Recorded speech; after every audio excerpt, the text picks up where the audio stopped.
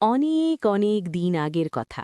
এক ছিল রাজা, রাজার ছিল এক রানী, আর ছিল তিন কন্যা, শিমুল, বকুল ও পারুল।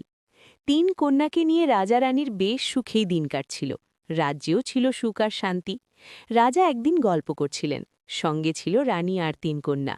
রাজা তার কন্যাদের জিজ্ঞেস করলেন এক সহজ প্রশ্ন, কে তাকে কিরকম ভালোবাসে।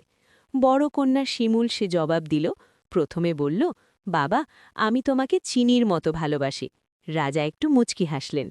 মেজকন্যা বকুল বলল, বাবা, আমি তোমাকে মিষ্টির মতো ভালোবাসি। রাজার মুখে আবার দেখা গেল হাসির রেখা। ছোট কন্যা পারুল বলল, বাবা, আমি তোমাকে নুনের মতো ভালোবাসি। সঙ্গে সঙ্গে রাজার মুখ হয়ে গেল কালো। রানীও শুনে অবাক, এই কেমন কথা। রাজা বেশ অস্থির, ডাকলেন উজির, নাজির ও সেনাপতিকে।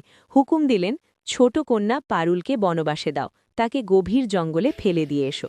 রাজার হুকুম বলে কথা, না মেনে উপায় নেই। পরদিন পারুলকে পাঠানো হলো বনবাসে। গভীর অরণ্য, জনপ্রাণী নেই। পারুল একা বসে আছে। এমন সময় কয়েকজন পরী এলো।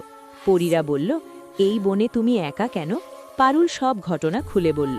পারুলের দুঃখের কথা পরীরা বুঝতে পারল। রাজার মেয়ে পারুলের জন্য তারা সুন্দর একটা বাড়ি তৈরি করল।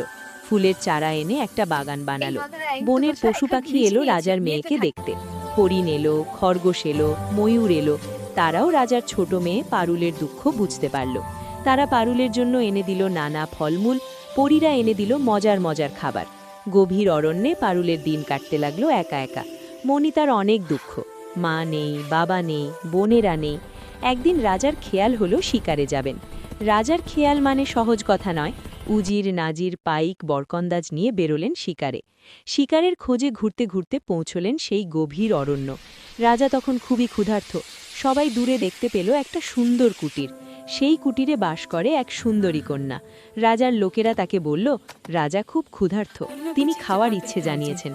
সে রান্না করল পোলাও, কোরমা ও মাংস, নানা রকমের তরকারি, কিন্তু কোনো কিছুতে একটুও নুন দিল না। এত রকমের সাজানো খাবার দেখে রাজা খুব খুশি হলেন। তার জিভে এলো জল। রাজা খেতে বসলেন, খাওয়া শুরু করলেন। এটা নেন, ওটা নেন, মুখে দিয়ে ফেলে দেন। সুন্দর রান্না, তবে বেজায় বিস্বাদ। একটুও নুন নেই কোনো খাবারে। রাজা খুব বিরক্ত হলেন। নুন ছাড়া কি কিছু খাওয়া যায়? পারুল ছিল কাছে। সে এগিয়ে এলো, বলল, বাবা, আমাকে চিনতে পেরেছেন? আমার নাম পারুল, আপনার ছোট কন্যা, আপনি যাকে বনবাসে পাঠিয়েছিলেন। রাজা নিজের ভুল বুঝতে পারলেন। নিজের আদরের মেয়েকে বুকে জড়িয়ে ধরলেন। তারপর নুন দিয়ে রান্না করা হলো সব খাবার। রাজা মজা করে খেলেন। এবার ফেরার পালা। রাজা তার ছোট কন্যা পারুল আর হাতি ঘোড়া নিয়ে রওনা হলেন। পারুল ফিরে আসায় রাজ্যে সবার মুখে হাসি ফুটল। রানী খুশি হলেন। শিমুল, বকুল তাদের বোন পারুলকে ফিরে পেল। রাজ্যে সুখের সীমা রইল না।